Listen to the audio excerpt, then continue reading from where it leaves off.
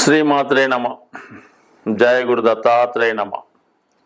ఈ వీడియోలో మనం 2025వ సంవత్సరంలో ఏ రాశుల వారికి ప్రభుత్వ ఉద్యోగం అనుకూలంగా ఉంటుంది, అలాగే ప్రభుత్వ ఉద్యోగం కాకుండా వారు చేసే ప్రయత్నాన్ని బట్టి ఒక పెద్ద జాతీయ అంతర్జాతీయ స్థాయిలో ఉన్నటువంటి సంస్థల్లో ఉద్యోగంలో ప్రవేశించడానికి కానీ ఉద్యోగంలో మార్పు కొరకు చేసే ప్రయత్నాలకి ఈ 2025వ సంవత్సరం మన మే నెల నుంచి ముఖ్యమైనటువంటి గ్రహాల మార్పు కారణంగా ఏ రాశి వారికి ఏ ఫీల్డ్, ఏ పరిశ్రమలు, ఏ సంస్థల్లో అనుకూలత ఉంటుంది, అలాగే వారు ఉద్యోగం చేసుకుంటేనే మంచిదా, లేదంటే వ్యాపారంలోకి మారితే ఇంకా ఇంప్రూవ్మెంట్ సాధించవచ్చా, మరి కొందరైతే 2 రకాలుగా చేసుకుంటే ఏ విధంగా ఉంటుంది అన్న విషయానికి ముఖ్యంగా ఎవరికైనా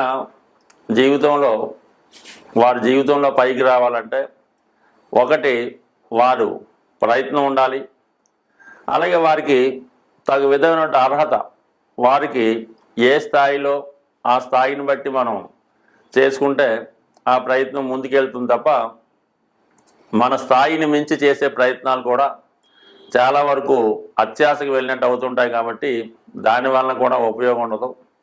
బట్ ఏదైనా మీ అర్హత, మీ స్థాయిని బట్టి ప్రయత్నం చేసినప్పుడు దానికి గ్రహాల యొక్క సహకారం కూడా కొద్దిగా యాడ్ అయ్యి అది మీ యొక్క భవిష్యత్తుకి ముందుకు తీసుకెళ్ళడానికి అనుకూలత ఏర్పడుతూ ఉంటుంది. అలాగే మనం ఏదన్నా ఒక వ్యాపారం చేయాలి అనుకున్నప్పుడు వరుసగా వస్తున్నటువంటి ఆ జాతకుడి యొక్క దశలు, అంతర్దశలు, ఈ గోచారంలో ఈ మధ్యలో ఏలినాడు శని, అష్టమ శని రాకుండా కంటిన్యూగా కనీసం ఒక 10 సంవత్సరాలైనా ఒక మంచి పీరియడ్ ఉంటే ఆ జాతకుడు ఆ ఫీల్డ్లో నిలదొక్కుని దాంట్లో ధనం, నేము సంపాదించడానికి అనుకూలత ఉంటుంది. మనం ఏదైనా ఒక వ్యాపారం కానీ ఒక వ్యవహారం కానీ ప్రారంభించినప్పుడు ప్రస్తుతం ఉన్నటువంటి టైం చూసుకోవడం జరుగుతుంటుంది. అంటే ఒక 6 నెలల దాకా, సంవత్సరం దాకా టైం బాగానే ఉంది కాబట్టి ఈ ప్రారంభం అది బాగానే జరుగుతుంది. ఆ సంవత్సరం 6 నెలలు దాటిన తర్వాత నెమ్మదిగా మరి ఆ బ్యాడ్ పీరియడ్ స్టార్ట్ అయినప్పుడు మొత్తం క్లోజ్ అవ్వడం కూడా జరిగి చివరికి అప్పులు మిగిలే అవకాశం ఉంటుంది. కాబట్టి సో ఏదైనా ఉద్యోగంలో ప్రవేశించడానికి రాబోయే దశలతో పెద్దగా ఫలితం అక్కర్లేదు. రాబోయే దశ బాగున్నా బాగుపోయినా ఉద్యోగంలో ప్రవేశించాక అది ఉద్యోగంలో ఒడిదుడుకులు ఎదుర్కొన్నా అది కంటిన్యూగా అవ్వడం జరుగుతుంటుంది. అంటే ప్రభుత్వ ఉద్యోగం అయినప్పుడు, మళ్ళీ ప్రైవేట్ ఉద్యోగం అయినా కాబట్టి కొంత ఆటుపోట్లు ఉంటాయి. బట్ ఏదైనా ఉద్యోగంలో ప్రవేశించాలనుకున్న వాళ్ళకి రాబోయే పీరియడ్ అంతా బాగలేకపోయినా ఇప్పుడు ఉన్న పీరియడ్ బాగుంటే అతను ఉద్యోగంలో సక్సెస్ అవ్వడానికి అవకాశం ఉంటుంది. అదే వ్యాపారానికి అలా కాదు, ఇప్పుడు పీరియడ్ బాగుండాలి, రాబోయే పీరియడ్ బాగుండాలి, ఆ తర్వాత రాబోయే పీరియడ్ బాగుంటేనే వ్యాపార పరంగా సక్సెస్ అయ్యే అవకాశం ఉంటుంది. కాబట్టి ఇన్ని రకాలుగా ఆలోచించి అధిక మొత్తంలో పెట్టుబడి పెట్టేవాడు ఇవన్నీ ఆలోచించవలసి ఉంటుంది. పెట్టుబడి లేకుండా ఏదో రియల్ ఎస్టేట్ లాంటిదో ఏదో చేసుకుంటే దానికి పెద్దగా ఆలోచించక్కర్లేదు. కేవలం కష్టపడితే చాలు, అదృష్టం ఉంటే అదే కలిసి వస్తుంది. స్వస్తి. అంటే ఇది ఇంట్రడక్షన్. తులారాశి వారికి ప్రస్తుతం ఉన్నటువంటి గ్రహ సంచారం ప్రకారం ఏ వృత్తిలో ఇప్పుడు మనం ప్రవేశించి, లేదంటే ఏ వ్యాపార రంగంలో ప్రవేశిస్తే ఏ రంగం అనుకూలించే అవకాశం ఉంది అని పరిశీలించే ప్రయత్నం చేద్దాం. ముఖ్యంగా తులారాశి అన్నది ఒక సెలబ్రిటీ సంబంధించిన రాశి. రాశుల్లోకెల్లా అత్యున్నత రాశి తులారాశి. అంటే రాశికి శుక్రుడు అధిపతి అవటం, ఇదే రాశిలో శని ఉచ్చ పొందడం వల్ల ఈ రాశి వారికి ఎక్కువగా సేవాభావాన్ని కలిగి ఉంటారు. నిజాయితీ, న్యాయమైనటువంటి మనస్తత్వాన్ని కలిగి ఉంటారు. అంటే శని భగవానుడు ఉచ్చ పొందాడంటే ఒక సాధారణ వ్యక్తి అత్యున్నత స్థాయికి వెదిగాడు అని ఈ రాశి చెప్తూ ఉంటుంది. ప్రస్తుతం ఉన్నటువంటి ప్రజాస్వామ్యానికి తులారాశి ప్రాతినిధ్యం వహిస్తూ ఉంటుంది. ఒకప్పుడు రాచరిక రాజ్యాలు ఉన్నప్పుడు మేషరాశి సింహరాశి ఆధిపత్యంలో ఉండేవి. ఎప్పుడైతే ప్రజాపాలన స్టార్ట్ అయిందో సాధారణ ప్రజానీకానికి కూడా అధికారం చేపట్టే హక్కు ఏర్పడిందో అప్పటి నుంచి ఈ తులారాశి వారి యొక్క ప్రాధాన్యత పెరిగింది. అక్కడ ఈ రాశి సింబల్ కూడా ఒక న్యాయ దేవత ఉంటుంది కాబట్టి అందరికీ సమాన న్యాయం అన్నది ఈ రాశి యొక్క ప్రత్యేకత. ఇక్కడ రాజైనా సేవకుడైనా ఒకే న్యాయాన్ని కలిగి ఉంటారు. అందుకే ఈ రాశిలో రాశరికానికి గుర్తైనటువంటి సింహరాశి అధిపతి రవి నీచ పొందడం జరుగుతుంది. అంటే నీచ పొందడం అంటే కొంత తన స్థాయి తగ్గి సామాన్యుడిగా ఉండడం జరుగుతూ ఉంటుంది. శని ఉచ్చ పొందడం వల్ల సామాన్యుడైనటువంటి మామూలు వ్యక్తి గొప్ప వ్యక్తిగా అధికార ప్రతినిధిగా చలామణి అవకాశం ఉంది.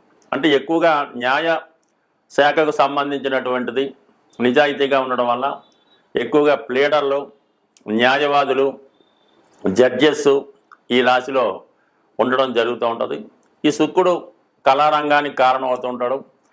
పైపెచ్చు శుక్రుడు ఇదే రాశిలో మూల త్రికోణ రాశి అవ్వడం వల్ల ఎంటర్టైన్మెంటు, సినిమాకి సంబంధించినటువంటి వాళ్ళు ఎక్కువగా ఈ రాశిలో ఉండడం జరుగుతూ ఉంటుంది.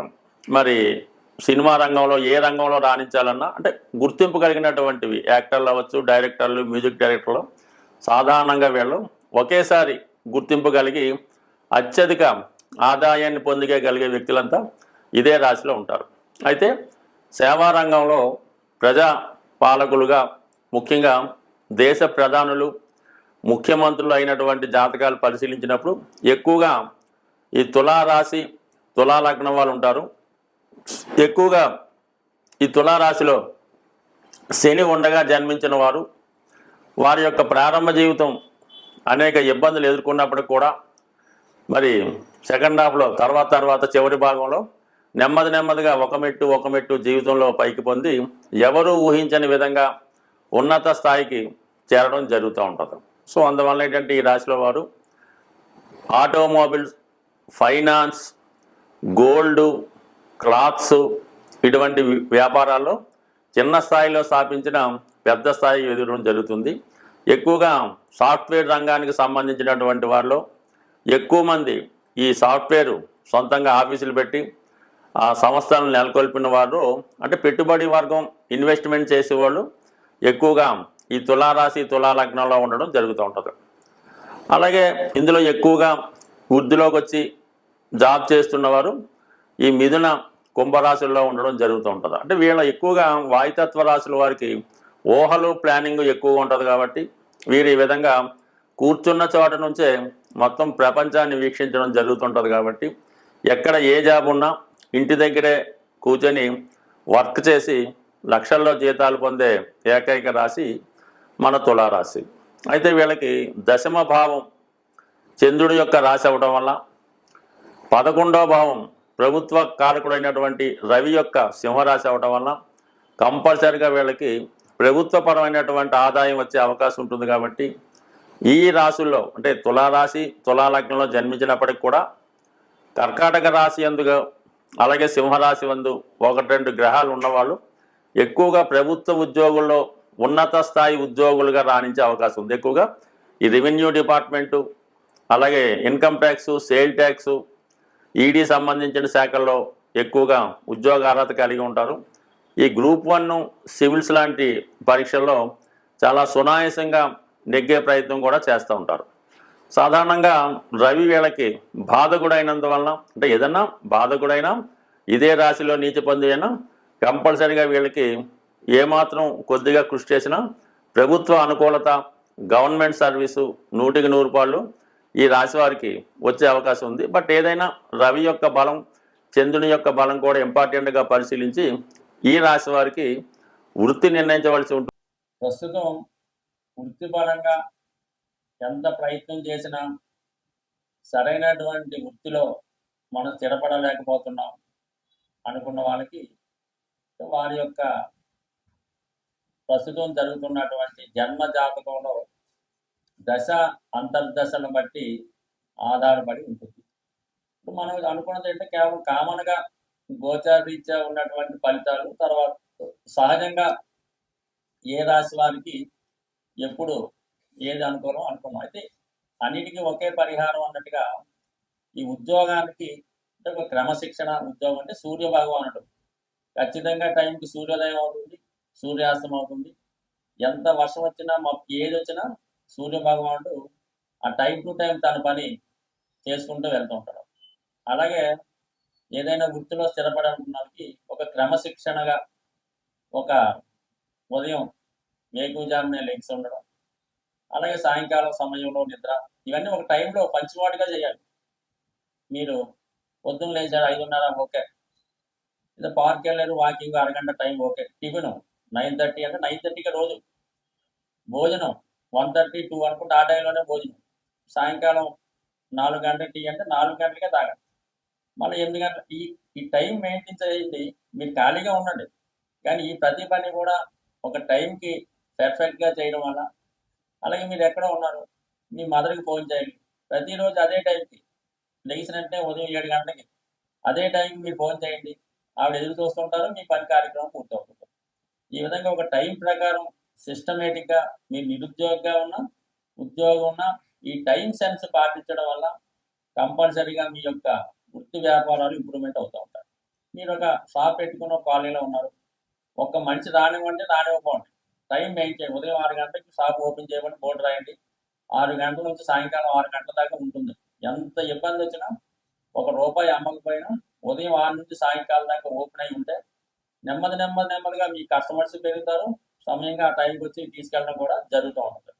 అదే ఒకరోజు 10 గంటలకి, ఒకరోజు సాయంకాలం 4 గంటలకి క్లోజ్ చేయడం, వర్షం వచ్చిందని సెలవు ఇవ్వడం, ఈ విధంగా చేయడం వల్ల మీ కస్టమర్ మీ దాకా రాడు, ఎక్కడో అక్కడ బయట నుంచి కొనుక్కొని మీరు ఉంటారో తెలియదు కాబట్టి వాడు ముందు ఏర్పాటుతోనే రావడం జరుగుతూ ఉంటుంది. కాబట్టి వ్యాపారం అయినా ఉద్యోగం అయినా క్రమశిక్షణ టైం మెయింటైన్ చేయండి. ఇదే దైవారాధన లాంటిది. Work is worship, duty is God అన్నట్టుగా మీరు ప్రవర్తిస్తే 100% ఉద్యోగం అయినా వ్యాపారం అయినా సక్సెస్ అవుతారు.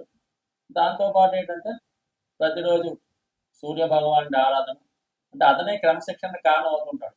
ధనాన్ని ఇచ్చేది కూడా సూర్య భగవానుడే కాబట్టి ఈ విధంగా మీరు సూర్య భగవాన్ని పూజించుకోవడం, ఆదివారం నియమంగా ఉండడం చేయడం వల్ల కంపల్సరీగా మీరు ఏ వృత్తిలో ఉన్నా రాణిస్తారు. అయితే కొద్దిపాటి మాన్యువల్ రెమెడీ అనుకోండి, మామూలుగా ఈ జంతువులకి, అది ఆవు కావచ్చు, గుర్రాన్ని కావచ్చు, పిల్లి కావచ్చు, చెరువులో చేపలు కావచ్చు, ఈ మూగ జీవులకి ఆహారాన్ని అందించడం కూడా మీకు చాలా వరకు ఈ వృత్తిలో అభివృద్ధికి సహకరించే అవకాశం ఉంటుంది.